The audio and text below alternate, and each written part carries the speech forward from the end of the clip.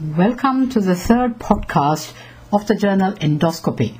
In this series, we present the summaries of two papers published in the July issue of the journal addressing important issues in endoscopic gastroenterology. We hope you find them interesting.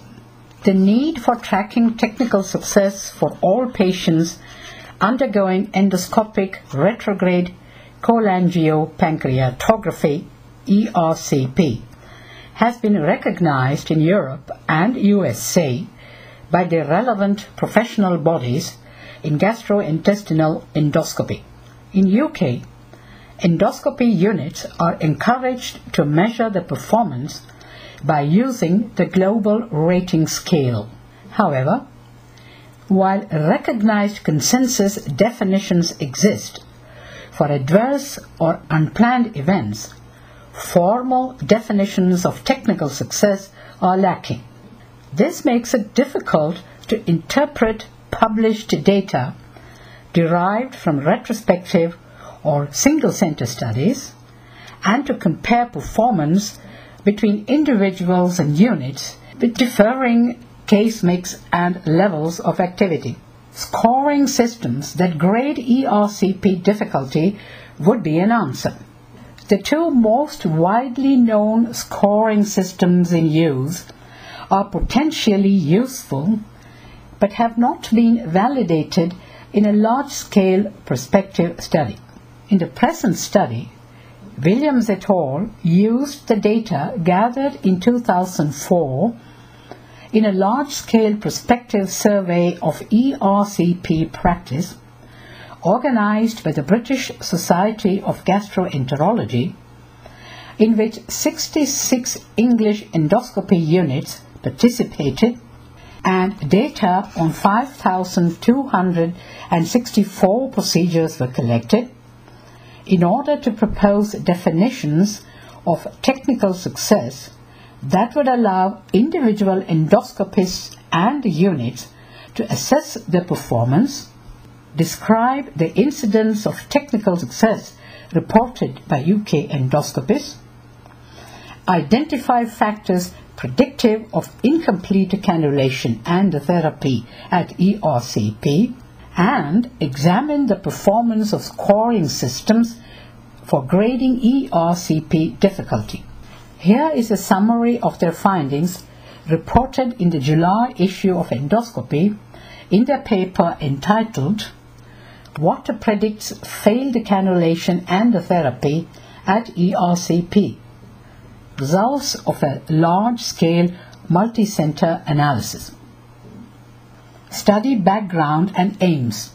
Predicting outcome at endoscopic retrograde cholangiopancreatography, that is ERCP, remains difficult.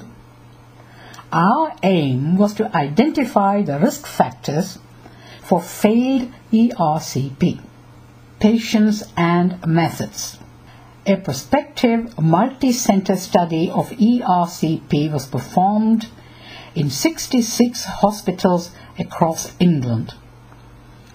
Data on 4,561 patients were collected using a structured questionnaire completed at the time of ERCP.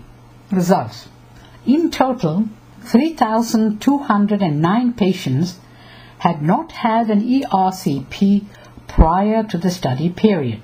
Considering their first ever ERCP, 2,683, that is 84%, were successfully cannulated, 2,241, that is 70%, had all intended therapy completed, 360, that is 11%, had some intended therapy completed, and 608, that is 19%, were considered to have had a failed procedure.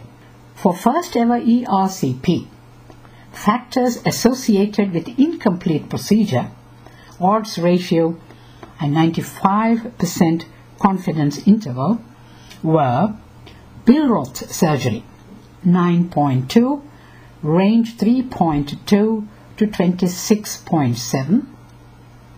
Precutting 2, range 1.6 to 2.7. Common bile duct stone size and number 3.2, range 2.1 to 4.8 for multiple large stones. Interventions in the pancreatic duct 3.4, 1.6 to 7 is the range, and common bile duct stenting 2.8, and the range was 2.2 to 3.5. Analysis of the 1,352 patients who had undergone an ERCP prior to the study period indicated previous failed ERCP was also predictive of incomplete therapy. 1.5, range 1.1 to 2.1. The modified Schutz score correlated with ERCP completion, as did the Morriston score, even when modified to include only variables measurable before the procedure. Conclusion. This study confirms that patient and procedure-based variables are key predictors of technical success and validates current methods of rating ERCP difficulty. Of note, a correlation between outcome and institutional factors such as unit and endoscopist caseload was not demonstrated.